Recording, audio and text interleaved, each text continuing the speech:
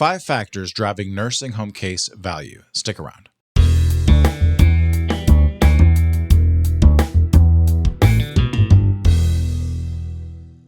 Hey out there, welcome to the Nursing Home Abuse Podcast. My name is Rob. I will be your host for this episode, and today we are talking about some of the factors, not all the factors, that drive the typical nursing home case value, whether that be negotiated settlement value, mediation value, or verdict. There are typically going to be certain factors that will detract or increase a case's worth. But before we get into that, let us get into some of the other things that we have to offer in this podcast. The first one being the nursing home regulation question of the week. I think that this week, because I read this when I wrote it, I thought it was easy. Then I read it again, and I think it might be hard. This could be a what do you call it? Like, this is a trick. Like, this is a trick question. But so if you get it right, 2 pats on the back, and an ice cream cone, 2 scoops, and give yourself 82 points.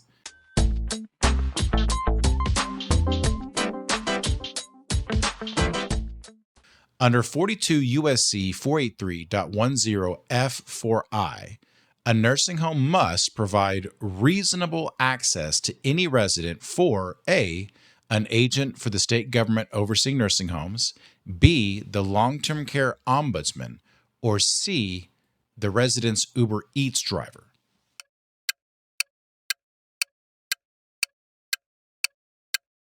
And that answer is C. The resident's Uber Eats driver must be provided reasonable access to that nursing home.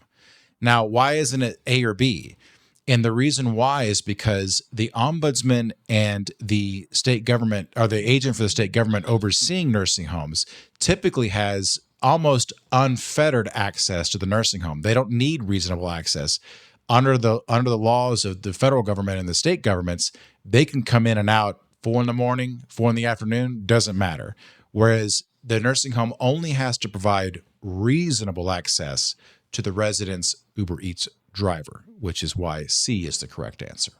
And now it's time for everybody's favorite, the ChatGPT generated nursing home regulation joke of the week. And just a consistent yet gentle reminder that this is AI's attempt to blend humor with the United States Code. So set your expectations to dashed. Gene, can we cue that up? The ChatGPT generated nursing home regulation joke of the week. Skynet. Under 42 USC 483.10G, nursing homes are required to provide you with your medical records. Finally, a chance to see if my chronic sarcasm has been officially diagnosed. And there you are, folks. Further proof that the singularity is a few solar cycles away. All right, so let's get into the meat and potatoes of this particular episode. And again, unfortunately, you've just got me rambling on for however many minutes with no guest this week. We're going to be talking about something that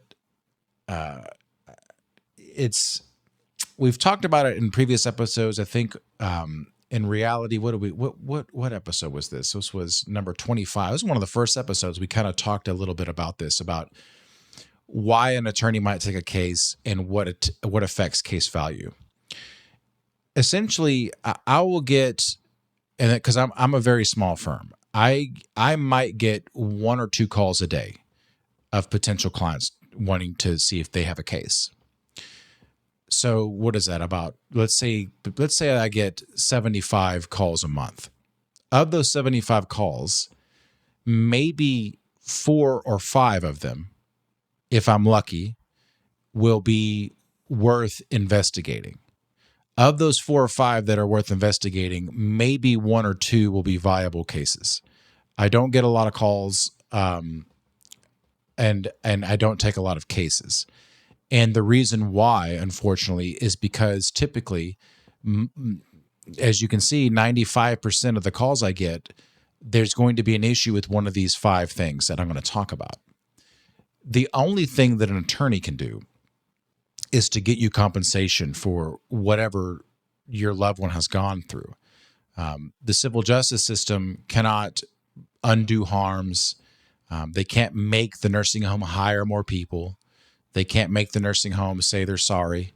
The only thing that a lawsuit or a claim can do is to provide you, in some ways, compensation for monetary compensation, money for what happened. And as I mentioned, there's many factors, but I'm going to be talking about 5 factors that affect how much money ultimately the claim or the case could be worth.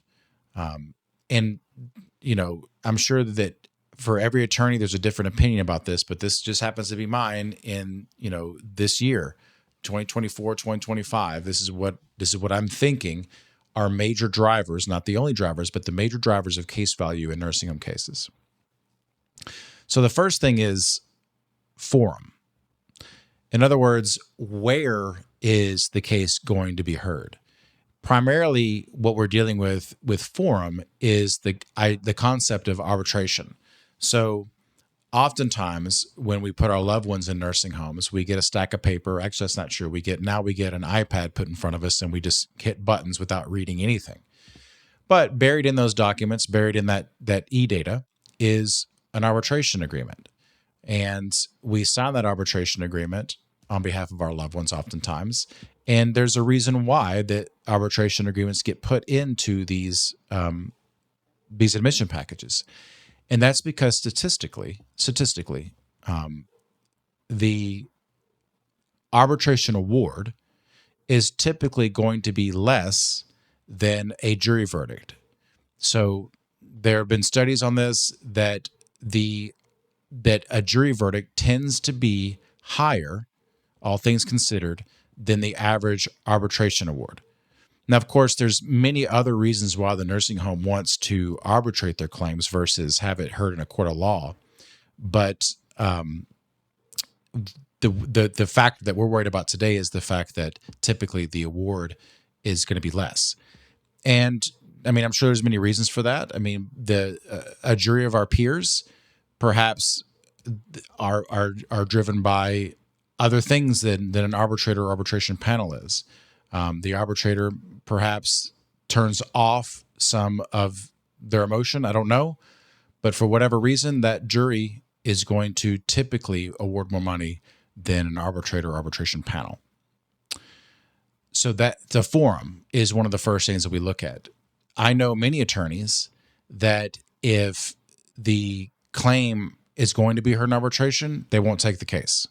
I mean, that's not me, but that is how serious this particular factor is in case selection, is forum, if it has to be arbitrated or not. The second one is, and these are in no particular order, and again, these aren't the only 5 factors, is the venue. So we actually talked a little bit about this in our episode with attorney Jeff Helms. What county the case is going to be heard in, at least in the state of Georgia, can be the difference between, a major settlement or a major verdict or no offer and a defense verdict. Because it just so happens demographically, in certain parts of whatever state you're in, there are going to be counties that are conservative, and not necessarily politically conservative, but conservative in the sense of not awarding very much money. And they're going to be more plaintiff-friendly counties that typically you have larger verdicts, or the quote-unquote nuclear verdicts. Although I don't subscribe to that terminology. I think there's just verdicts. So if the attorney can place that claim under the facts and under the law in a county that is more plaintiff-friendly, that is going to seriously affect the settlement value, potentially the verdict of that particular claim. And of course, in every state, the laws of venue are different. But in this, like the state of Georgia, you have 3 or 4 ways that you can play for lack of a better word, with where to bring the claim and what county you're going to bring the claim. So there are some nursing home chains where the registered agent is in a more plaintiff-friendly county than the actual facility. And based on the laws of the state of Georgia, you can bring the case in the county of the registered agent versus the county of the actual facility itself. So you might bring it in that plaintiff-friendly county based on registered agent versus where the facility is, and that will affect the case value. Of course, as we know, their form nonconvenience and all that, but the actual county itself, there's ways that you can select the county that's going to be best for you if you can. Sometimes you're just stuck in the conservative county and you have to factor that in. So county, venue is an important driver of case value. Now, another concept, and again, we talked about this concept with Jeff Helms in his episode, so go and check that out. Who is the defendant? There is a big difference in terms of your natural reaction to a typical pressure injury case, like a bad pressure injury case. If the nursing home is a mom and pop, if it's a part of this mammoth corporate chain, if it's a part of the hospital authority or a nonprofit, part of the state government. So who is the defendant? Who are you making the villain? Can factor into value, because a lot of times, even in venues that are plaintiff friendly, if you're talking about this is the major employer for the county, then there might be less of a chance that you're going to get a big verdict, or less of a chance that you get a plaintiff's verdict. From a broader standpoint, what you're trying to do when you're bringing a claim is make the defendant the villain of the story. You're trying to show that this facility is operating in a way that systemically causes problems, and it's easier, quote unquote, to do that when you're dealing with a massive corporate chain. It's easier to make that corporate chain a villain because they're funneling money out. The owners are driving a Lamborghini. You can't really make that argument as boldly as it with the hospital authority or a nonprofit or mom and pop. So who the defendant is oftentimes really matters. That is a major driver oftentimes in the case. Now, again, like I said, there are asterisks on everything, right? Like, if you have a really bad case, like a really bad incident, there's, videotape of something bad going on, some of this stuff won't matter. Some of it won't matter. Just talking about in general, these are the drivers in general. So what about the plaintiff? We talked about the defendant. Who the plaintiff is has a major effect on the value of the case. It's a misconception that because something bad happened to person A and something bad happened to person B, they should receive the same amount of money. That's not true. The juries are looking at who the resident was in their life, who the resident's family was in that resident's life. So what I mean to say is that often who that person was, who the resident was, is in evidence. And the jury oftentimes is going to be more likely to give money to someone who had a loving family. They talked every day. They're constantly, showing affection. Perhaps they were the career military, for example, or church pastor. How they live their life can matter in a case, because that's going to go towards the damage. It's going to go towards how inflamed the jury is that the nursing home killed this person. Whereas on the other end of the spectrum, you have people that are perhaps spent 40 years in incarceration, or who don't have any relationship with any of their family members. These things affect the value, even though some would argue that they shouldn't. Pain and suffering of the church pastor who's a military veteran and who, has never gone a day without calling a grandkid for 40 years, the pain and suffering he went through is just the same as the person who, did 40 years for murdering two people. But that is a factor. The jury takes all that into consideration, the relationship that the resident has with the family, who the resident was, a lot of times. So the last factor that I wanted to talk about, and this is probably one of the main reasons why most of the people that call me, I'm unable to take the case. And that has to go with the concept of injury or damages. I often get calls where the resident almost fell out of bed, or almost fell out of bed 10 times, or perhaps did fall out of bed. But when they fell out of bed, nothing happened to them. No broken bones, no bruising, no anything. And people will say, well, they're liable because they were, they violated the standard of care. They should have done something to prevent the guy from almost falling out of bed or from falling out of bed at that time. And that could be true. That absolutely could be true. But that's not that's typically not going to drive the case value. I call instances in which there is a likely violation of the standard of care or negligent act, but no damages or no injury, a close call. And it's possible that you could bring a case that's just a close call, but it's almost assured that you're going to get a verdict of nominal damages, meaning they're going to give you $1. Because what's it worth to fall out of bed but you not be injured? And so a lot of times people will call and say, my loved one got a UTI and they didn't call me. Because they didn't call me, that they should have called me, but they didn't. Well,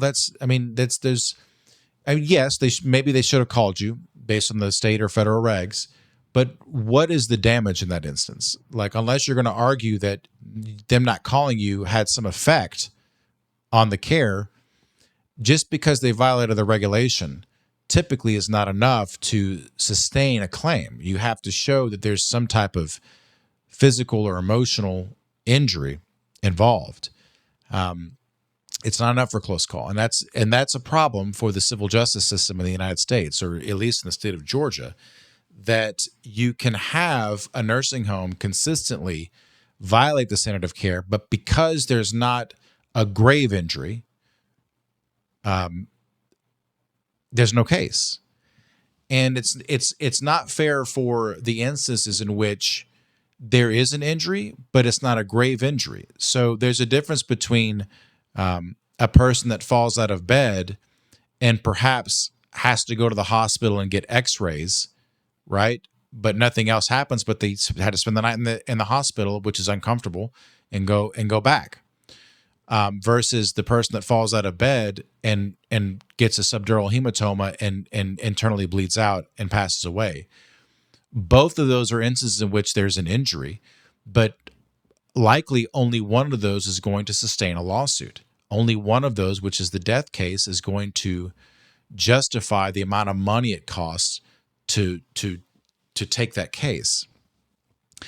And so that's the issue that I see the most, is the idea of this has happened to your loved one and it's bad and it shouldn't have happened, but the injury is not such, or there is no injury, but the injury is not such that we can spend the money to get you recovery, because we'd be spending $5 to make $1, because typically the driver of the case is the injury itself. And that's a lot of times that's a hard thing for the loved one to be able to stomach and be able to understand it, and rightfully so. It's not right. Like, it should be, I'm not saying that you should be able to 23 skidoo and be in front of a judge, but there is a certain threshold that a lot of people aren't making to get into to the courtroom that maybe should.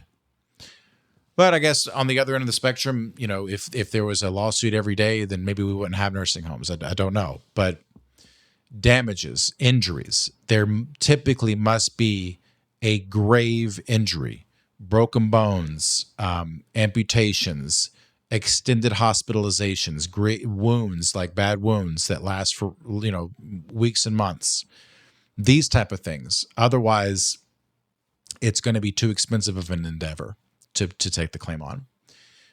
So I guess in summary, the 5 primary drivers, at least for me for now, that I'm looking at are forum, the venue, who the defendant is, who the resident is, and then finally, what injuries are we looking at? And then ultimately, you have to have liability and causation. These are 2 concepts that are a little bit beyond the focus of this particular episode, but there has to be obviously the evidence that the nursing home did something wrong, and there has to be evidence that what they did wrong actually caused the injury. Those are 2 components, but typically the case value is going to be driven by one of those 5 things. I'm not bringing a claim unless I have liability or causation, so because you have to have those. But anyway, I feel like I've just rambled on for a while. Hopefully you found this episode educational. I promise that I'll have more guests next time, so it's not just me rambling and rambling. New episodes of the Nursing Home Abuse podcast come out every single Monday, wherever you get your podcast from, as well as YouTube and nursinghomeabusepodcast.com. If you have an idea for a topic that you would like for me to talk about, let me know. If you have an idea for a guest that you'd like for me to talk to, please let me know that as well. And with that, folks, thanks for listening, and we'll see you next time. Thanks for tuning in to the Nursing Home Abuse Podcast. Nothing said on this podcast, either by the host or the guest, should be construed as legal or medical advice, nor is intended to create an attorney-client relationship between the host or their guest and the listener.